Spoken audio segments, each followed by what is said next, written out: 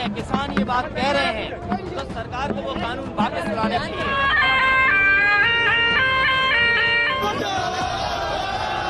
भोले भाले किसानों के कंधों में बंदूक रख करके देश के अंदर अव्यवस्था और अराजकता फैलाने का प्रयास कर रहे हैं। अगर ये आंदोलन चल रहा है, विपक्ष समर्थन दे रहा है तो देना चाहिए। पूरी तरह से मेरी सरकार और हमारी पार्टी किसानों के संघर्ष में साथ रहे हैं। आज जो नरेंद्र मोदी की सरकार ने किया, यूपीए की 10 साल की सरकार ने यही कर रहे थे, तो अपना वजूद अस्तित्व बचाने के लिए किसी भी विरोधी आंदोलन में शामिल हो जाते। भारत बंद संपूर्ण होगा, उसमें सभी का सहयोग होगा, क्योंकि ये किसान आंदोलन नहीं रहा, ये जन आंदोलन का रूप इसने ले लिया।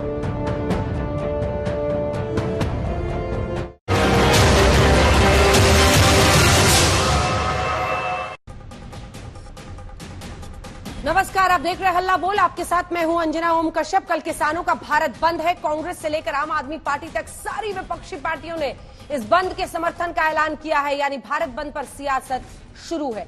ऐसे में सवाल ये कि किसानों के बंद में विपक्ष का क्या काम है? आखिर क्यों किसानों के कंधे पर बंदूक रखकर सरकार पर निशाना लगा रहा है विपक्ष? चर्चा करेंगे, पहले ये रिपोर्ट।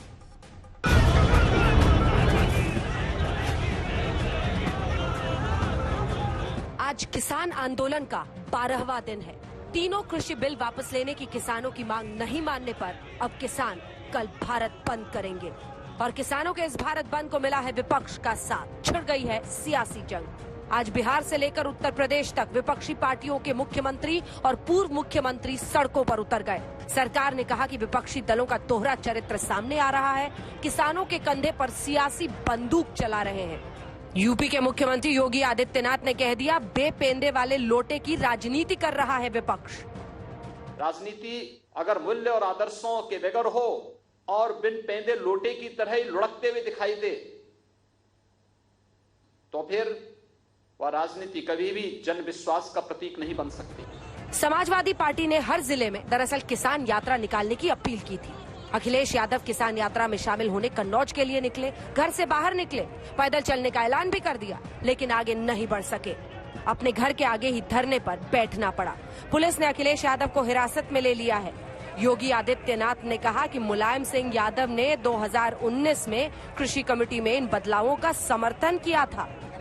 जो आंदोलन चल रहा है, समाजवादी पार्टी का समर्थन है। जो आंदोलन किसानों का चल रहा है, किसानों की हर मांग जायज है। मुझे आश्चर्यजनक प्रदेश के अंदर समाजवादी पार्टी के आचरण पर भी होता है।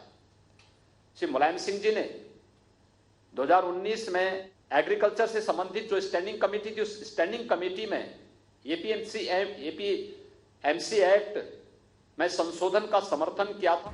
कांग्रेस पार्टी ने भी किसान आंदोलन को समर्थन देने का ऐलान करते हुए सरकार को घेरा। कहा, सरकार किसान विरोधी है, हम उनके साथ खड़े हैं। भारत बंद संपूर्ण होगा, उसमें सभी का सहयोग होगा, क्योंकि ये किसान आंदोलन नहीं रहा, ये जन आंदोलन का रूप इसने ले लिया है। इसीलिए सरकार राजहट छोड़े, राजधर्म निभाए और किसानों की मांगों को मानने का काम करे। सरकार ने विपक्ष को उसकी नीयत पर घेरा। कांग्रेस की कलाबाजी को उनका दोहरा चरित्र साबित करने में लग गए केंद्रीय आईटी मंत्री रविशंकर प्रसाद। शरद पवार की पुरानी चिट्ठी दिखाकर कहा, आप तो मंडी व्यवस्था खत्म करने वाले थे, फिर ये किसानों के बहाने सियासी डोज क्यों? आज जो नरेंद्र मोदी की सरकार ने किया, यूपीए की 10 साल की सरकार ने यही कर रहे थे, तो अपना वजूद अस्तित्व बचाने के लिए किसी भी विरोधी आंदोलन में शामिल हो जाते। ये देखिए, 2013 में उन्होंने अपने सारे मुख्यमंत्रियों की बैठक बुलाई थी यूपी की सरकार ने, और उसमें क्या था, farmers can sell directly in Congress rule states. Agriculture standing committee की रिपोर्ट आई है, उसमें आपके आदरणीय पिताजी मुलायम सिंह यादव भी मेंबर हैं। उन्होंने भी बहुत साफ साफ कहा है उस रिपोर्ट में कि यह बहुत जरूरी है कि किसानों को मंडियों के चंगुल से मुक्त किया जाए। इधर आंदोलन की जमीन पर 12वें दिन अरविंद केजरीवाल की सियासी एंट्री हुई। आज अरविंद केजरीवाल किसानों से मिलने सिंघू बॉर्डर पहुंचे। कहा, किसानों को आम आदमी पार्टी का पूरा समर्थन है और सरकार पर गंभीर आरोप भी लगा दिए। सरकार ने केजरीवाल से पूछा कि आपने तो गजट नोटिफिकेशन के साथ कृषि कानून लागू भी कर दिया था, ये दिखावा क्यों? कल जो किसानों ने 8 तारीख को भारत बंद का आह्वान किया है, आम आदमी पार्टी पूरी तरह से उसका समर्थन करती है और सारे कार्यकर्ता हमारे इसमें पार्टिसिपेट करेंगे। योगी आदित्यनाथ ने कहा कि कुछ पार्टियां माहौल खराब करना चाहती हैं। बंद का समर्थन अराजकता फैलाने के बराबर है। भोले भाले किसानों के कंधों में बंदूक रख करके देश के अंदर अव्यवस्था और अराजकता फैलाने का प्रयास कर रहे हैं। ये दोहरा चरित्र देश कतई बर्दाश्त नहीं करेगा। इधर किसान आंदोलन पर डटे हुए हैं। कहीं लंगर तो कहीं बादाम पीसकर जमे रहने के लिए तैयारी हो रही है। मैं सिंगू बॉर्डर पर हूँ। सरदाई बनाई जा रही है। ये बादाम है और खसखस और काली मिर्च के साथ ये इनको घोट करके लोगों को पिलाई जाती है। और युद्ध के समय भी इनका मानना है कि उस टाइम जो युद्ध लड़ने जाते थे उनको पिलाई जाती है, ताकि और सर्दी का मौसम उसमें गर्मी और ताकत एनर्जी मिलती। कुछ किसानों ने ट्रैक्टर ट्रॉली में एसी लगवाकर गर्मियों तक प्रदर्शन में डटे रहने की तैयारी कर ली है। ये हम आपको दिखाते हैं, ये एक पूरी तरह से बदलाव करके ट्रैक्टर बनाया गया है और इसमें बहुत सारी चीजें नई जमाने की वो जोड़ी गई हैं। हम आपको इस ट्रैक्टर के अंदर ले जाते हैं। एयर कंडीशन की भी व्यवस्था है, पूरा यहाँ पर एयर कंडीशन लगाया गया है। वहीं किसानों के भारत बंद को लेकर गृह मंत्रालय ने एडवाइजरी जारी कर दिया है, जिसमें साफ निर्देश है कि कल का आंदोलन शांतिपूर्वक तरीके से हो, अप्रिय घटनाओं पर रोक लगे। आज तक ब्यूरो। चर्चा की शुरुआत करेंगे डॉक्टर सुधांशु त्रिवेदी, राष्ट्रीय प्रवक्ता भारतीय जनता पार्टी के हमारे साथ जुड़ रहे हैं। अजय आलोक जी, प्रवक्ता जेडीयू के जुड़ रहे हैं। कृष्णबीर चौधरी, प्रेसिडेंट हैं भारतीय कृषक समाज यूनियन के, हमारे साथ। पवन खेड़ा जी, प्रवक्ता कांग्रेस पार्टी के चर्चा में जुड़ रहे हैं। सौरभ भारद्वाज, प्रवक्ता आम आदमी पार्टी के। मनजिंदर सिंह सिरसा, नेता श्रोमणी अकाली दल के। लेकिन इससे पहले कि हम चर्चा की शुरुआत करें, आइए आज आपको दिखाते हैं कौन कौन से वो बड़े नेता हैं जो आज इस विरोध प्रदर्शन में शामिल हुए हैं और सरकार ने क्या जवाब दिया है विपक्ष के तमाम आरोपों का। तो शुरुआत करते हैं। सबसे पहले आपको बताते हैं, चाहे किसान आंदोलन के समर्थन में जो तमाम नेता खड़े हुए हैं उसमें अकाली दल की तरफ से आप देख रहे हैं लगातार मोर्चा संभाला हुआ है प्रकाश सिंह बादल के बेटे ने। और इधर उद्धव ठाकरे, वो भी किसानों के इस भारत बंद का समर्थन कर रहे हैं, चाहे कांग्रेस पार्टी हो, सोनिया गांधी हो। आज अखिलेश यादव भी बाहर आए और उनको वहां पे हालांकि पुलिस ने हिरासत में लिया, लेकिन वो भी कल के भारत बंद का समर्थन कर रहे हैं। बीएसपी मायावती ने खुलकर कहा है वो समर्थन करेंगे किसानों का। शरद पवार भी कर रहे हैं। आरजेडी तेजस्वी यादव को आपने सुना। टीएमसी की तरफ से ममता बनर्जी, आम आदमी पार्टी की तरफ से अरविंद केजरीवाल ने भी आज आकर किसानों को समर्थन दिया है। सीपीआई, सीपीएम, जितनी है ये तमाम बड़ी पार्टियां, 16 ऐसी पार्टियां हैं। आरएसपी भी इसमें शामिल है। देखिए, सरकार के साथ है लेकिन किसानों के मुद्दे पर उनके खिलाफ है। जेएमएम, वो सभी किसानों का साथ देख रहे हैं। इस पर किसानों के समर्थन में सड़क पर जो उतरे हैं उनमें इंतजाम देखने के लिए पहुंचे थे सिंगू बॉर्डर पर, लेकिन फिर वो वहीं पर उन्होंने ऐलान कर दिया। अखिलेश यादव हिरासत में लिए गए। ये कन्नौज जाना चाहते थे। अलग अलग जगहों पर किसान यात्रा का ऐलान किया था समाजवादी पार्टी ने। पटना में 5 सितंबर को धरना प्रदर्शन करेंगे, तेजस्वी यादव किया था उन्होंने। और इसी के साथ वो पूरे आंदोलन में शामिल हो रहे हैं। किसानों के बीच पहुंचे हैं। खाना खिलाया है दीपेंद्र हुड्डा ने, हरियाणा में जो नेता हैं, और भूपेंद्र हुड्डा के बेटे। और साथ ही किसानों के बीच सिंगू बॉर्डर पर पहुंचे डेरेक ओब्रायन, जिनको आपने नेता टीएमसी के तौर पर देखा था हाल ही में जब वो उत्तर प्रदेश में भी गए थे पॉलिटिक्स में। इन सब पर बीजेपी का जो जवाब है, कांग्रेस को जो जवाब, अलग अलग पार्टियों को अलग अलग तरीके से कटघरे में खड़ा किया है। 2014 के घोषणा पत्र में एपीएमसी एक्ट में संशोधन की बात आपने जो की थी उसका उन्होंने जिक्र किया। 2013 में राहुल गांधी ने की थी मुक्त व्यापार की वकालत। उन्होंने कहा कि आपने अपने मुख्यमंत्रियों को कह दिया था कि सब्जी और फल को आप ओपन मार्केट में ले जाने दीजिए। 2010 में शरद पवार ने एपीएमसी एक्ट में संशोधन के लिए लिखा था और वो चिट्ठी भी बाकायदा रविशंकर प्रसाद ने आज इस प्रेस कॉन्फ्रेंस में दिखाई है। 2011 में शरद पवार ने कृषि में निजी क्षेत्र के एंट्री की बात की थी और उन्होंने 2005 के शरद पवार के एक इंटरव्यू का भी जिक्र किया। आज समाजवादी पार्टी को जो जवाब सरकार ने दिया है, मुलायम ने किसानों को मंडी कल्चर से बाहर आने की बात की थी और 2019 में जब वो कृषि कमेटी में थे तब उन्होंने उस पर बात भी अपनी रखी थी। दिल्ली सरकार सारे विधेयकों को नोटिफाई कर चुकी है। हालांकि अब इस पर चर्चा हम करेंगे सौरभ भारद्वाज से कि एक फार्म बिल सिर्फ लागू किया है या बाकी दोनों भी नोटिफाई कर दिए गैजेट नोटिफिकेशन के जरिए। 2017 में एपीएमसी एक्ट में बदलाव की मांग की थी योगेंद्र यादव ने। बिचौलियों को हटाना है और ये सुनिश्चित करना है कि जो किसान है वो अपने प्रोड्यूस को अपनी फसल को खुले मार्केट में बेच सके। ये तमाम बातें थी। रोज हम कोशिश ये कर रहे हैं कि इन ग्राफिक्स के जरिए आप लोग समझ पाए किसका क्या स्टैंड है। सीधे लिए चलेंगे आपको पहले कुणाल कुमार के पास। हमारे सहयोगी इस वक्त हमारे साथ गाजीपुर से जुड़ रहे हैं सीधा। और कुणाल, तमाम सियासी पार्टियां कह रही हैं वो भारत बंद का समर्थन कर रही हैं। सरकार कह रही है कि आप लोग, हालांकि होम मिनिस्ट्री से कहा गया है शांतिपूर्ण तरीके से हो, लेकिन योगी आदित्यनाथ ने कहा कि जो करेंगे अराजकता फैलने की। किसानों के मन में कल के भारत बंद को लेकर और इन पार्टियों के समर्थन को लेकर क्या है, सीधे उनसे पूछिए कुणाल। देखिए अंजना, जैसा आपने भी दिखाया कि अलग अलग पार्टियों का रुख क्या है। पार्टियां समर्थन भी कर रही हैं, सरकार कर रही है कि अराजकता फैलाने की कोशिश है। कई सारे किसान नेता हमारे साथ इस समय गाजीपुर में बैठे हैं। सरकार कह रही है अराजकता फैलाने की कोशिश है भारत बंद के जरिए, और जो राजनीतिक पार्टियां समर्थन दे रही हैं उसमें कहा जा रहा है कि ये पूरा जो आंदोलन है वो राजनीतिक हो सकता है। आप कैसे देखें? नहीं, हम तो राजनीतिक नहीं मान रहे, हम तो किसान हैं। यहाँ जो हमारे पास आ रहे हैं सब वे किसान ही हैं। तो राजनीतिक पार्टियां क्या आपके कंधे पे बंदूक चला रही हैं, ऐसा लग रहा है? नहीं, ऐसा कुछ नहीं लग रहा। हम खुद लड़ रहे हैं अपनी लड़ाई। जो हमारे से मिलने आ रहे हैं वे भी किसान ही है। हम तो राजनीतिक नहीं मान रहे उन्हें। हम तो इन्हें कह रहे हैं जिनकी सरकार है वे भी तो किसान है, वे भी आ जाओ, हमें तो कोई दिक्कत नहीं है। कई सारे और यहाँ पर नेता हैं अंजना, उनसे भी हम बात करते हैं। आप कैसे देख रहे हैं कि बहुत सारी करीब 16-17 पार्टियां हैं वो आपके आंदोलन को समर्थन कर रही है, भारत बंद को समर्थन कर रही है, तो कहीं लगता है क्या कि इसका राजनीतिकरण हो रहा है? नहीं, ऐसा राजपाल शर्मा, राष्ट्रीय महासचिव भारतीय किसान, ऐसा कुछ नहीं है। कोई समर्थन दे रहा है उसे हम कैसे क्या करें, वो तो उनका दायित्व है। हम न किसी राजनीतिक पार्टी से हमें मतलब है, हम तो राजनीतिक हैं और राजनीतिक ही रहेंगे। हम अपने बल पर लड़ाई लड़ रहे हैं सारी, और अपने बल से लड़ेंगे। हम किसी का वो उनका समर्थन सौभाग्य है कि देश जब एक हो जाए, अन्याय हो रहा है हमारे साथ में, लेकिन हम राजनीति से हमें कोई मतलब नहीं है, हमारा राजनीतिक है। क्या अराजकता का जो आरोप लग रहा है किसानों पर कि राजनीतिक शह पे अराजकता हो रही है, ये बिल्कुल गलत है। कुणाल, ये सब एक बात षड्यंत्र स्पष्ट है कर दीजिए कि किसानों पर अराजकता का कोई आरोप नहीं लग रहा। जो ये भी बात हमारे स्पष्ट हो जानी चाहिए।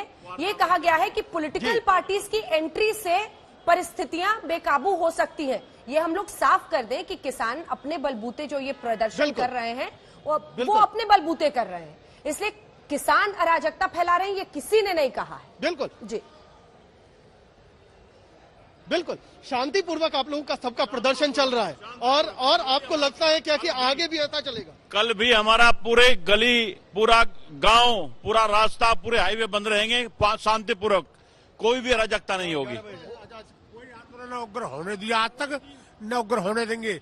हम अहिंसावादी है, शांतिवादी है, इंसान के रूप में किसान, कोई आज तक नहीं उग्र होने दिया।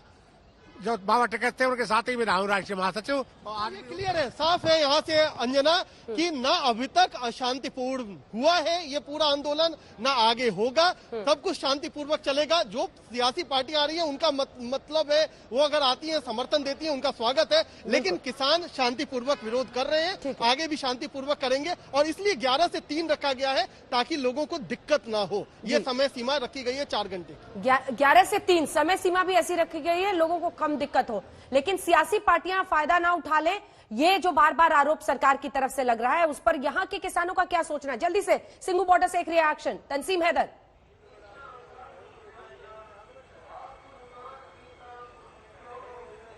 जी देखिए, किसानों ने अपने प्रेस कॉन्फ्रेंस में यह बात साफ कही है कि जो भी पॉलिटिकल पार्टी या जो भी नेता उनके समर्थन में आ रहे हैं उनका स्वागत है, लेकिन वो इस आंदोलन को किसी भी तरह पॉलिटिकल हाईजैकिंग इसकी नहीं होने देंगे। और यही वजह है कि अलग अलग क्षेत्रों में जो पॉलिटिकल लीडर हैं वो जरूर इसकी एक्सरसाइज कर रहे हैं, कोशिश कर रहे हैं इसमें कूदने की। लेकिन आप अगर सिद्धू बॉर्डर की बात करें, यहाँ पे खालिस जो है किसान वो मौजूद है जो अपना एजिटेशन कर रहे हैं। उनका कहना है कि हमारा एजिटेशन जो कल का बंद है वो भी ऐसे ही रहेगा, जो हमारा समर्थन कर रहा है उसका स्वागत है, जो साथ में नहीं आता है वो अपनी जगह करे, लेकिन हम 11 से 3 का वक्त भी मुकर्रर किया है, उसके तहत उतना जो है उस दौरान बंद रहेगा और कोशिश की जाएगी कि वो पूरी की तरह शांतिपूर्वक बंद हो। ठीक है, आइए राजनीतिक मेहमानों की तरफ जल्दी से चलते हैं। डॉक्टर सुधांशु त्रिवेदी। सुधांशु जी, देखिए सवाल ये है कि आपके राजनीतिक प्रतिद्वंदी अगर इस पूरे मामले में, इस आंदोलन में कूद रहे हैं, इसका अर्थ ये तो नहीं है कि किसानों की जो मांगे हैं वो कहीं से पीछे हो जाती हैं? समस्या इन पार्टियों के सियासी मैदान में कूदने से नहीं है, जो समस्या है वो 10 के 10 पिछले 12 दिनों से बनी हुई है और ये तमाम किसान अलग अलग जगहों पर बैठे हुए हैं। कल का भारत बंद भी, और हमने दिखाया कि कह रहे हैं गर्मियों तक की हमने तैयारी कर ली है एसी लगा के ट्रैक्टर ट्रॉली में। देखिए अंजना जी, आपने जो अभी बात कही मैं इसी से बिंदु लेता हूं। यहां पर समस्या किसानों की मांग नहीं है, यहां पर मुझे उससे बड़ी समस्या नजर आ रही है अंजना जी। देश में एक धारणा व्याप्त हो गई है कि राजनीतिज्ञों के प्रति अविश्वसनीयता का संकट, कि जो कहते हैं वो करते ही नहीं। आज वो इतने दूर कहा वो किया नहीं, उससे ज्यादा महत्वपूर्ण माना जाता है, उससे ज्यादा महत्वपूर्ण माना जाता है जो लिखा जाए, ज्यादा कम, तो जो लिखा है वो भी नहीं करें। उससे ज्यादा महत्वपूर्ण यह माना जाता है कि संकल्प करें, घोषणा पत्र संकल्प पत्र होता है, तो जो उसमें लिखा वो भी नहीं करें। और उससे ज्यादा महत्वपूर्ण यह माना जाता है जो कर दिया है उसके विपरीत बोल रहे हैं। मैं विनम्रता से पूछना चाहता हूं कि पंजाब में फल और सब्जी पर एपीएमसी एक्ट नहीं है और गेहूं धान के ऊपर यह लगाने की बात कर रहे हैं। गेहूं धान महीने 2 महीने में एक बार खरीदा जाता है, फल और सब्जी हम और आप लोग रोज खरीदते हैं। तो अब ये बताइए कि कैसे संभव है कि जो चीज दाल और चावल के लिए तो खराब है, अच्छी है, मगर फल और सब्जी के लिए खराब है। ईमानदारी है तो दोनों में जाके लागू कर दे, फिर आके बात करें। दूसरा, आज राहुल गांधी जी उत्तर प्रदेश का प्रतिनिधित्व नहीं करते, केरल का करते हैं। केरल तो एपीएमसी एक्ट समाप्त कर दिया है ना, तो वहां पर है ही नहीं, सरकार ने सब चीजों पर पूर्णता समाप्त कर दिया और दिल्ली में आके झंडा। तो ये जो एक विश्वसनीयता का संकट, आम आदमी पार्टी को देखिए, 15 दिन नहीं हुए नोटिफिकेशन जारी किए हुए, आज अंतरात्मा की आवाज ने यू टर्न ले लिया है। तो मैं मान रहा हूं ये किसानों के संघर्ष से ज्यादा राजनीतिक दलों की विश्वसनीयता की एक कसौटी बन गया है कि जनता के बीच में एक जो धारणा थी वो हमारा विपक्ष और गहरा करता चला जा रहा है। कहेंगे कुछ और, लिखेंगे कुछ और, लिखेंगे कुछ और, संकल्प कुछ और करेंगे, संकल्प कुछ और करेंगे, कुछ और, फिर सरकार में कुछ और करके कहेंगे कुछ और। पवन खेड़ा जी, कहेंगे कुछ और, करेंगे कुछ और, कहेंगे कुछ और फिर कर देंगे कुछ और। बड़ी चतुरता से मेरे मित्र सुधांशु जी फल और सब्जी को गेहूं और धान से कंपेयर करते हैं। गेहूं और धान सरकारी खरीद होती है, पीडीएस में बांटे जाते हैं। फल और सब्जी को यूपीए की सरकार ने डीलिस्ट किया था और मैं उस वक्त दिल्ली सरकार का हिस्सा था। 16 राज्य सरकारों को विश्वास में लिया, उनकी जब तक हामी नहीं हुई तब तक फल और सब्जी डीलिस्ट नहीं हुए थे। कृपया करके लोगों को पथभ्रष्ट मत कीजिए, उसकी तुलना उन लोग चीजों की करिए जो कि एसेंशियल कमोडिटीज में आती हैं, जो पीडीएस के जरिए बांटी जाती हैं और जिसका सरकारी खरीद होती है। सरकारी एजेंसीज, ना केवल एफसीआई, बाकी सरकारी एजेंसीज भी जिनको प्रोक्योर करती हैं, तो उनकी आप तुलना फल और सब्जी से मत कीजिए। हमने बार बार ये कहा और हर सरकार कहती है, अटल जी मॉडल मंडी एक्ट लाए थे, वो मॉडल एक्ट था, उन्होंने भी कोशिश की कि कई सरकारें माने, नहीं मानी लोग, उन्होंने उसके बाद यूपीए ने भी उसी प्रयास को आगे भी बढ़ाया था। हर सरकार ने एपीएमसी एक्ट में सुधार और संशोधन की बात की है और प्रयास भी किया है। आप जो कर रहे हैं वो एमएसपी पर हमला बोल रहे हैं, वो किसी सरकार ने नहीं किया, ना अटल जी ने किया, ना यूपीए की सरकारों ने किया, ना किसी और सरकार ने किया। तो एमएसपी पे हमला आप बोलेंगे और किसान शांत बैठ जाएगा, वो संभव नहीं। आप केरला का उदाहरण देते हैं तो वहां एनआईएएस है और बड़ी सुचारू व्यवस्था है वहां। आप कोई सुचारू व्यवस्था नहीं ला रहे, आप बिल्कुल मगरमच्छों के सामने किसान को फेंक कर चले जाएंगे तो वो आप कहेंगे किसानों को हम अकेला छोड़ दें, वो नहीं होगा, हम उनके साथ खड़े हैं। जल्दी से सुधांशु जवाब दीजिए। मैं उत्तर देता हूं। जो इन्होंने मगरमच्छों की बात कही, सबसे बड़ा मगरमच्छ, ये सब तो बाद में हो जाएगा। फल और सब्जी पर आ जाइए और अटल जी के मॉडल मंडी एक्ट पर आ जाइए। ये मगरमच्छ तो बाद में हम आपस में कर लेंगे। हमने पढ़े थे बाल नरेंद्र मगरमच्छ से कैसे लड़ते थे, वो छोड़िए ना, पहले आप इन तथ्यों पर। देखिए पवन खेड़ा जी बड़े ही गजब तरीके से कह गए, अरे भाई जब एमएसपी है ही नहीं फल और सब्जी तो सरकार खरीदती नहीं है, और केरल में कह दिया वो अलग है। यही तो समझ में नहीं आ रहा है कि आपके राज्य में अलग हो जाता है, दूसरे राज्य में पलट जाता है। अब मैं दूसरी बात भी ये कहता हूं, दूसरी बात, एमएसपी कहीं खत्म नहीं की गई है, यही तो कानून का हिस्सा बनाइए। एमएसपी खत्म नहीं की गई है, क्यों नहीं बना रहे कानून? देखिए आप अपने टर्म पे बोलिए, आपने अपने टर्म पे बोलिए। सुधांशु जी वो पूछ रहे कानून का हिस्सा बनाइए एमएसपी को, जो किसान मांग रहे हैं, जो इनसे मांगते रहे, लेकिन अब कह रहे हैं कि किसान सड़कों पर है, बनाइए उसको कानून का हिस्सा। बिल्कुल मैं कानून के हिस्से की बात करता हूं, सिर्फ 3 लाइन में जवाब देता हूं। नंबर 1, दुनिया में कोई भी सरकार बाजार में किसी की कीमत नहीं तय कर सकती, आज तक दुनिया में कोई एक उदाहरण है। नंबर 2, यदि आपने तय कर दिया तो वह गुणवत्ता के साथ जुड़ा होता है, यदि 6 प्रकार के गेहूं है तो इस गेहूं की दाम इतनी, इसकी इतनी, इतनी होगी। और इन फलों, इन चीजों में प्राकृतिक घटना का ऐसा प्रभाव पड़ता है, यदि हल्का सा नमी आ गई तो उसके अंदर पानी बरस गया, नमी का कंटेंट बढ़ जाएगा। अभी तो 100 रुपए की चीज 90 में बिक जाती है, तब तो 100 से नीचे नहीं बिक पाएगी ना, या तो 100 या कूड़ा। और तीसरा पॉइंट ये कहता हूं, एग्रीकल्चर कॉन्करेंट लिस्ट का सब्जेक्ट है मान्यवर, समवर्ती सूची का। अपने राज्य में आप कानून बना दीजिए कि हमारे यहाँ एमएसपी से कम होगा तो हम सजा कर देंगे। अंजना जी, मैं इसका उत्तर देना चाहूंगा। तो अपने यहाँ फल सब्जी को तो अलग कर अंजना जी, सकते हैं, मगर अपने यहाँ एमएसपी के लिए छोटा सा, एकदम छोटा सा सर ब्रेक का टाइम है, मुझे सबसे रिएक्शन लेना है। मंजिंदर जी आ रही हूँ, एक सेकंड आ रही हूँ, सौरभ आ रही हूँ आपके पास, जल्दी से। सुधांशु जी, फल और सब्जी पेरिशेबल होती है, उन पर जो सुधार लाया गया था वो इसी वजह से लाया गया था, वो पेरिशेबल होती है, ज्यादा वक्त तक मंडी में नहीं छोड़ी जा सकती। तो इसलिए फिर से मैं कह रहा हूं, लोगों को गुमराह करने का प्रयास मत कीजिए। आप कहते हैं कॉन्करेंट लिस्ट है, बिल्कुल सही कहते हैं आप, कॉन्करेंट लिस्ट है, आपका अधिकार ही नहीं था जिस तरह से आपने कानून पास की। देख लीजिए पंजाब ने कैसे आपको ठेंगा दिखाया है, राजस्थान ने और छत्तीसगढ़ ने दिखाया है कि आपका हक ही नहीं है, आपका हक ही नहीं है इन कानूनों में हस्तक्षेप करने का। इसलिए हमारी 3 राज्यों की सरकारों ने जवाब दे दिया, हमने अपने असेंबलीज में पारित कर दिया कि हम आपका ये कानून नहीं मानते। छोड़ दीजिए, अब बीच में मत बोलिए, आप बीच में मत बोलिए, अब आप कैसी बात बोल रहे हैं? कॉन्करेंट लिस्ट है तो आपने कानून बनाया कैसे? ये गैर कानूनी कानून आप लाए कैसे? ये ना केवल काले कानून है तो गैर कानूनी भी निकले। बिल्कुल सही कह रहे हैं, आपका तो हक ही नहीं है, ये तो कार्य क्षेत्र ही नहीं है आपका, ये राज्य सरकारों का कार्य क्षेत्र है। इसलिए हमने पंजाब और राजस्थान में आपको जवाब दे दिया, आपके साथी थे सितंबर तक। सिरसा साहब भी कह रहे हैं काला कानून है। सुधांशु जी, सिरसा साहब। अंजना जी, पहले तो मैं आपका धन्यवाद करना चाहता हूं। बहुत सारे टीवी चैनल जब ये डिबेट शुरू करते हैं ना, तो वो पहले जो ये किसान आंदोलन है उसको एंटी नेशनल बताते हैं, खालिस्तानी बताते हैं। तो कम से कम आपने किसान की भावना को समझा, उसके दर्द को समझा, उसके लिए मैं आपका बहुत आभार व्यक्त करता हूं। दूसरी बात, अंजना जी, हो क्या रहा है, जो काम कांग्रेस करना चाहती थी 2012 में, और कांग्रेस करने के लिए तैयारी करके लड़ाई किस चीज की है? लड़ाई 1 लाख करोड़ रुपए का जो सरकारी खरीद है उससे बचना चाहता है हर कोई। 1 लाख करोड़ रुपए अपना बचाना चाहता है और किसान को, जो बहुत बड़े पूंजीपति हैं, उनके हवाले कर देना चाहता है। तो पहले कांग्रेस ये करना चाहती थी 2012 में, जो कांग्रेस करना चाहती थी, और उसको रोकने के लिए जो स्वर्गीय लोकसभा में तब लीडर ऑफ ऑपोजिशन थे सुषमा स्वराज जी, और राज्यसभा में स्वर्गीय अरुण जेटली जी, दोनों क्या भाषण सुन लीजिए। तब कांग्रेस करना चाहती थी और कांग्रेस के खिलाफ बीजेपी का यही आरोप था जो अब बीजेपी ने कर दिया है और कांग्रेस का आरोप है। तो कांग्रेस भी यही करना चाहती थी, बीजेपी ने भी वही किया है। तब ये आरोप यही लगाते थे, आज ये करना चाहते हैं और कर दिया है, तो कांग्रेस का वही आरोप है। तो दोनों एक ही जगह पे, इन दोनों में कोई अंतर नहीं है। और हरियाणा में और पंजाब में कैप्टन अमरिंदर सिंह भी इसको लागू कर चुके हैं। अब दिक्कत कहां आती है, किसान की बात को तो सुनना ही नहीं चाहता। किसान को कभी कह देते हैं ये अलगाववादी है, कभी कह देते हैं ये नक्सलाइट है, कभी कह देते हैं ये उपरवादी है। वो अपने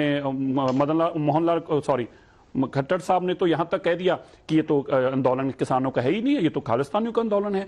इस किसान आंदोलन को रोकने के लिए बड़ी कोशिशें की, लेकिन ये खुशकिस्मती है, किसानों की अपनी मेहनत कश है कि उन्होंने देश को ये साबित कर दिया कि एक ही बात है, ये खाली पंजाब का आंदोलन नहीं है, पूरे देश का आंदोलन है। दूसरी बात है, हमारा पीसफुल आंदोलन है, हम डंडे खाएंगे, पिटेंगे, लेकिन हम किसी को पीटने के लिए नहीं आए। हमारी बात को सुनो। अब अंजना जी, इसमें एक बड़ी छोटी सी बात से आपको सारा मसला क्लियर हो जाएगा। देखिए, कल तक बीजेपी कहती थी हमारे कानून जो है बिल्कुल ठीक है, लेकिन इनमें कोई कमी नहीं है। अब बीजेपी ने खुद ही माना 4 मीटिंगों के बाद, जब किसानों ने उनको आईना दिखाया, हमारे कानूनों में तो कमी है, लेकिन हम इनका संशोधन कर देते हैं, हम इनमें बदलाव ला देते हैं। तो कहने का मतलब यह है, जब किसान आपको पहले दिन से कह रहा है, आप उसकी बात सुनना नहीं चाहते, जब उसने आपको सुनाने के लिए धरने प्रदर्शन पे बैठ गया, ठंड में मरने को भी तैयार हो गया, तब आप सुनने को आए और आपने मान लिया कि कानूनों में कमी है। जब आप मान चुके हैं तो फिर आप ये बताइए उनको बदलना क्यों नहीं चाहते? सुधांशु त्रिवेदी जी बैठे हैं, मैं उनको एक ही लाइन में, सुधांशु जी का एक मेरे को अंजना जी अलाउ करें। बोलिए साहब, खत्म कीजिए। बोलिए। अच्छा, मैं ये कहने लगा था सुधांशु जी, अगर मैं क्योंकि आप यहां बैठे हैं, मैं आपको बड़ी एक इंटरेस्टिंग बात बताता हूं। 28 नवंबर का भी आप अगर ट्विटर हैंडल खोलेंगे तो मनोहर लाल खट्टर जी ने आपके सारे कानूनों को बड़ी बुरी तरह से एक्सपोज कर दिया। मनोहर लाल खट्टर जी ने 28 नवंबर को 5:30 बजे एक ट्वीट किया कि जो दाल है, वो बाजरा है, वो राजस्थान में 1300 बिक रहा है, जबकि एमएसपी 2300 रुपया है। हम अपने राज्य के अंदर 2300 में एमएसपी पे खरीद रहे हैं, हम इस बाजरे को अपने राज्य में नहीं बिकने देंगे, जो कि आपकी पहली शर्त है इस एक्ट के अंदर कि किसान अपनी उपज कहीं भी जाके बेच सकता है। और दूसरी बात आपने कहा हमने एमएसपी तय कर दिया, एमएसपी से नीचे बिकेगा नहीं। दोनों चीजों का जवाब मनोहर लाल खट्टर जी ने एक ही ट्वीट में दे दिया। 10 से 20% लोगों को ही किसानों को देश में एमएसपी अभी मिल रही है। सौरभ जी, ठीक है, सरसा साहब आगे भी चांस मिलेगा। एक साथ सुधांशु जी जवाब दीजिएगा। सौरभ जी, हमारे यही तो कहा गया है, दोनों जगह बेच सकता है, जहां अच्छी कीमत मिले एमएसपी में मिले एमएसपी में। सौरभ जी, गजट नोटिफिकेशन से लागू कर रहे थे और यहाँ किसानों के बीच पहुंच गए आंदोलन में। कौन कह रहा है कि एमएसपी से कम बाजार में मिलेगा तो बेचेगा? दूसरी बात आपने बात कही, तो ये जो कहा जाता है कि मंडी में 8 से 9। सुधांशु जी, मैं एक साथ जवाब लूंगी, सबका जवाब लूंगी आपसे। सौरभ जी, देखिए, ये 6 महीने से जब से इस कानून को लागू किया है, इस कार्यक्रम की तरह हर न्यूज चैनल के अंदर सबसे ज्यादा एयर टाइम भाजपा के प्रवक्ताओं ने और केंद्र सरकार ने लिया है इस चीज को समझाने के लिए ये कानून किसानों के पक्ष में है, किसानों के फायदे में। और किसान बेचारे ये कह रहे हैं कि भाई हमने कानून कभी मांगा नहीं, हमारी किसी यूनियन ने कभी तुम्हें कहा हो तो तुम हमें बताओ, तुम ये जबरदस्ती हमारे ऊपर थोप रहे और कह रहे हो हमारे फायदे में है। और अब 6 महीनों के अंदर जब उन्होंने अपने राज्यों में खूब प्रदर्शन किए, उनकी बात नहीं सुनी गई, वो अब दिल्ली तक आ गए। इस भरी सर्दी के अंदर वो पिछले 11 दिन से हैं। ये बताइए ना सर कि आपने क्या सरकार की बात मान ली थी जो गजट नोटिफिकेशन से लागू कर दिया? अंजना जी, आप तो बहुत बड़ी पुरानी प्रवक्ता हैं, सॉरी पत्रकार हैं, आप ये बात जानती होंगी कि जब केंद्र ने कानून बना दिया, उसको राष्ट्रपति ने साइन कर दिया, कोई नोटिफिकेशन और कोई निरस्त नहीं कर सकता, वो कानून बन चुका है। आप तो पुराने जानकार हैं, इनको नोटिफिकेशन नॉन नोटिफिकेशन ये। तो तस्वीरें हम आपको तमाम सियासी पार्टियों की दिखा रहे हैं जो आज 12वें दिन चुनावी मैदान में एक तरह से कूद पड़े, क्योंकि आज किसान अपने आंदोलन को जिस तरह से 12वें दिन भी आगे ले जा रहे हैं, वो हर हाल में तीनों बिल की वापसी चाहते हैं। एमएसपी पर लेकिन अड़े हुए हैं, कई उनकी मांगे हैं जो लगातार हम आपको दिखाते रहे हैं। चर्चा को आगे हम ले जाएं। सुधांशु जी, सबकी बातों का जवाब दीजिएगा। एक बार जल्दी से अजय आलोक जी के पास चलते हैं, कृष्णवीर चौधरी जी से एक रिएक्शन लेते हैं, फिर एक साथ जवाब दीजिएगा। अजय आलोक जी, इस मुद्दे पर आरजेडी भी वहां पर किसानों के साथ खड़ी दिखाई दे रही है। तमाम ऐसी पार्टियां एनडीए की जो सरकार में शामिल होते हुए, आप देखिए अठावले साहब की पार्टी जैसी पार्टियां जो सरकार में शामिल होते हुए किसानों के साथ हैं और सरकार के खिलाफ है, इस पर आप लोग कहां खड़े?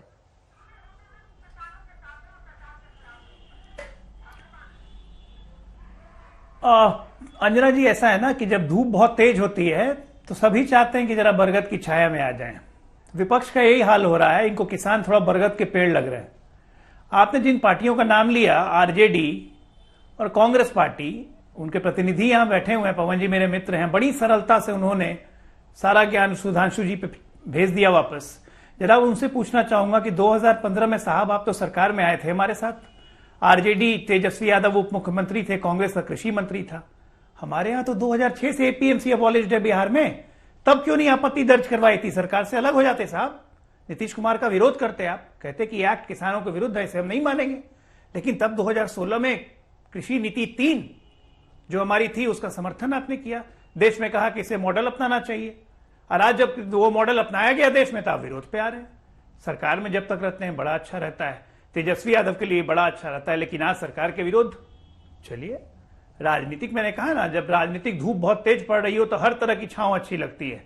तो आज ये सो कॉल्ड किसानों का बरगद भी सही, लेकिन जवाब तो देना चाहिए ना। एक बात पे 2 स्टैंड कैसे हो? मुझे नहीं, विपक्ष को दिखाई दे रहा है। बिल्कुल अंजना जी, हम एक जूनियर पार्टनर जरूर थे इनके, कुछ वक्त तक हमारा इनसे रिश्ता जरूर था बिहार में, लेकिन एक जूनियर पार्टनर से अब ये पलट कर पूछें कि उस वक्त आपने क्यों किया था साहब? हम जब खुद ड्राइवर सीट में थे तब हमने पूरा कोशिश की कि बिना स्टेक होल्डर से बात किए कुछ न किया जाए। जो अब हो रहा है वो आप जिन किसानों के लिए तथाकथित लाभ के लिए आप कहते हैं ये कानून लाए हैं, वो किसान ही जब संतुष्ट नहीं है, प्रसन्न नहीं है, वो कह रहे नहीं साहब हमारा लाभ नहीं है इसमें, तो मैं और अजय आलोक जी और सुधांशु जी या हमारे अकाली दल के मित्र कुछ भी बोले उसका कोई मायने नहीं रखता। जो स्टेक होल्डर है वो प्रसन्न नहीं है, वो संतुष्ट नहीं है। हम सबका दायित्व है कि कुछ भी हम सरकारों में हो या बड़े बड़े पदों पर अपनी पार्टियों में हो, पहले स्टेक होल्डर्स को मनाएं, उसको संतुष्ट करें या उसकी बात से हम संतुष्ट हो जाएं। कानून लोगों के लिए होते हैं, लोग कानूनों के लिए नहीं होते। ये बात तो हम सबको स्पष्ट तौर पे समझ लेना चाहिए। मैं आपका पुरानी बात बताऊं, आप मेरी पुरानी बात बताओ, उससे किसान का कोई भला नहीं होने वाला। हम सिर्फ ये जानना चाहते हैं, क्या आज लाखों किसान सड़क पर हैं तो ये स्थिति आपकी गलतियों से नहीं पैदा हुई? इसका उत्तर दीजिए। अगर आप पहले इनसे चर्चा कर लेते, इनको विश्वास में ले लेते, तो आज ये सड़क पर नहीं आते। ठीक है कृष्णवीर चौधरी जी, इस पर आपका रिएक्शन। सरकार बात करती, समझाती पहले।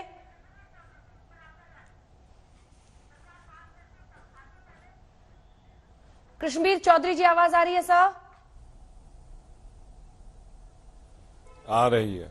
वो कह रहे पवन जी कि अगर सरकार ने पहले से बातचीत की होती, क्या सरकार की गलतियों की वजह से आज ऐसी नौबत आई है? किसानों से बातचीत की होती, समझाते पहले से, तो ऐसी तस्वीर नहीं बनती। या एमएसपी तो हर हाल में एमएसपी पर किसानों को अड़ना ही था।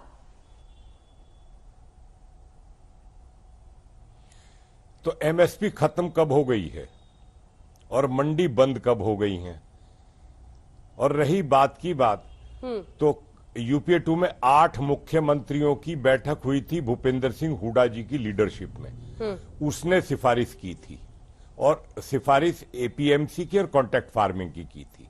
इसमें कोई सब चीज ऑन रिकॉर्ड है। रही बात नीति आयोग की, वो भी बराबर बात करते रहे हैं लोगों से। और जहां तक ये हमारे एक मित्र कह रहे थे किसी संगठन ने नहीं कहा, मैं पूछता हूं भैया, भारतीय किसान यूनियन के चौधरी महेंद्र सिंह टिकैत और भारत कृषक समाज 20 सालों से कह रहा है कि इन बिचौलियों से मुक्ति चाहिए। 8% की तो बात सब कर रहे हैं, काजू बादाम की भी हम सुन रहे हैं, एसी की भी सुन रहे हैं। मुझे ये तो बता दो, जिसे जहर खाने को पैसा नहीं है, अगर उसका शोषण आज तक हुआ तो भैया उसने क्या अपराध कर दिया इस देश में पैदा होके? वो किसी को नहीं दिखता। आड़ती सबको दिखते हैं, सबको बड़े ही लोग दिखते हैं, क्योंकि वो बेचारा इस स्थिति में नहीं है। उस पर ना कार है, ना उस पर ट्रॉली ट्रैक्टर है, वो आए कहां और जाए कहां? उस पर तो अपने घर में मुश्किल से अपने बच्चे पालने की स्थिति नहीं है। मेरा सिर्फ इतना निवेदन है सरकार से कि आप बात कर रहे हैं, एमएसपी की ऐसी व्यवस्था करिए, एमएसपी सारे देश के 100% लोगों को मिले। 8 को ही क्यों मिले? लूट का माल है क्या? 100 को क्यों ना मिले? कोई नहीं बोलता इस पर। देखिए अंजना जी, जो इन्होंने कहा कि 8% को मिले, देखिए अंजना, पहले तो हमें समझना पड़ेगा। अभी मैं पूछा हूं, केजरीवाल जी ने नरेला की मंडी में और बवाना की मंडी में कितनी खरीद करवाई? नरेला और बवाना की मंडी में क्यों नहीं खरीद करवाई केजरीवाल जी? वहां रोते रहे लोग, मैं भी गया था, कोई नहीं खरीदता। बात सब करते हैं। और बात यह, अब तो किसानों के नाम पर आग लगाओ, रोटी सेको, कुछ करो, दुकान बंद है और किसान भोला भाला, उसका तो आज तक शोषण हुआ है। मेरा सरकार से एक ही बात है, आप बात कर रहे हैं, आप 8% लोगों की बात कर रहे हैं, आप 100% लोगों की बात क्यों नहीं कर रहे? कि भारतीय किसान यूनियन भी, कृषक समाज भी 20 सालों से हाथ जोड़ रहे हैं सारी सरकारों के कि भैया हमें बचा दो इन चोरों से, मंडी के दलालों से। बहुत दुख किया हमको, किसके पास जाके मरे? अंजना जी, गरीब देखिए एक तो पहले ना ये जो कंफ्यूजन क्रिएट की जा रही है, भारतीय कृषक समाज से भी बैठे हैं। देखिए मंडियों की कोई दलाली के लिए क्या करता क्या नहीं करता, एक किसान इस बात के लिए, किसान तो अपना लड़ाई लड़ रहा है, किसान किसी आड़ती की लड़ाई लड़ने नहीं आया, किसान किसी और की नहीं। पर मैं एक आपको सिर्फ एक लाइन में आपको याद कराना चाहता हूं, मैंने सुषमा स्वराज जी का तब वो लाइव बात सुनी थी, उनके 3 अल्फाज मैं याद कराना चाहता हूं जो आज के लिए बहुत जरूरी होंगे। उन्होंने कहा कि किसान का एटीएम आड़तिया है। मैं नहीं कह रहा, ये माननीय तब के लीडर ऑफ विपक्ष सुषमा स्वराज जी स्वर्गीय, उन्होंने ये कहा से मुक्ति कि चाहिए। किसान का एटीएम, एक बहुत बड़ा कृषक समाज का तबका ऐसा है ना जो बिचौलियों से मुक्ति की मांग कर रहा है। नहीं, बिल्कुल अच्छी बात है, होनी चाहिए, कौन इनको रोक रहा है? पर आज लड़ाई इस बात की तो है ही नहीं।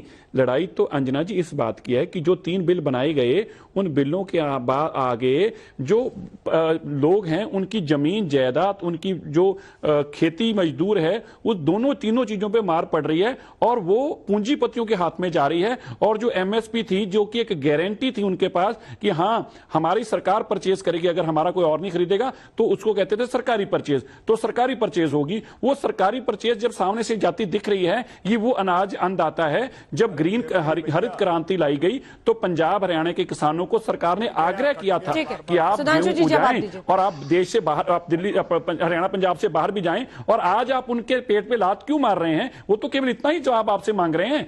वो तो कहते हैं कि कानून बनाना तो हमारे लिए बनाइए ना, ऐसा खिलौना मत दीजिए जिसको देख के हम रोएं। बच्चे को भी ऐसा खिलौना दिया जाता है जिसको देख के बच्चा हंसे, ना कि ऐसा खिलौना दिया जाता है जिसको देख के बच्चा रोए। किसान इस बिल को देख के रो रहा है, इसलिए आप किसान के लिए बिल मत बनाएं, किसान की मर्जी से बनाएं, किसान से पूछ के बनाएं। सिरसा जी ने कहा कि पेट पे लात मत मारिए। देखिए, इसमें समस्या टेक्निकल बिल्कुल बात कर रहा हूं। कहा जा रहा है कि मंडियां इसलिए समस्या में आ जाएंगी क्योंकि उनपे 8 से 9% एक्स्ट्रा देना पड़ता है, जिसमें सेस और अन्य प्रकार की चीजें शामिल हैं, और बाजार में उसको 8-9% नहीं पड़ेगा, इसलिए लोग मंडियों से नहीं खरीदेंगे। यही तो डर है ना। तो मैं पूछना चाहता हूं, उस 8 से 9% में 2 से 3% सेस है। सेस का मतलब क्या होता है? हिंदी वालों के लिए बता देता हूं, अधिभार, यानी कर के अतिरिक्त कर, और 3 से 4% बीज के दलालों का कमीशन है। तो भाई सरकारें ऐलान कर दे कि दलालों का कमीशन खत्म, 3 से 4%, और जो अधिभार है वो खत्म, अब मार्केट रेट पे आ गया।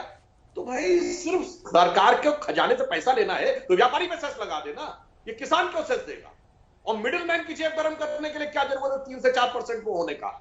ईमानदारी से कहे तो पेट पे लात कौन मार रहा है और किसके लिए ये किया जा रहा है, ये अपने आप में मन में एक संदेह। देखिए सुधांशु जी, 2 ही पक्ष इसके हो सकते हैं, गलत बयानी, या तो आपके भ्रम वाले कानून में डाला तो नहीं ना ये बातें। सबने अपना अंजना जी ये गलत बोल रहे हैं। पवन जी जल्दी से, ब्रेक का टाइम हो गया। अंजना जी ये गलत बोल रहे हैं। वो पैसा किसान को अपनी जेब से नहीं देना पड़ता। अंजना जी, जो सुधांशु जी ने कहा यहाँ पे, ये गलत बयान, तो सुधांशु जी को किसने मना किया था? तो अंजना जी, सुधांशु जी को किसने मना किया था? सरकार को किसने मना किया था?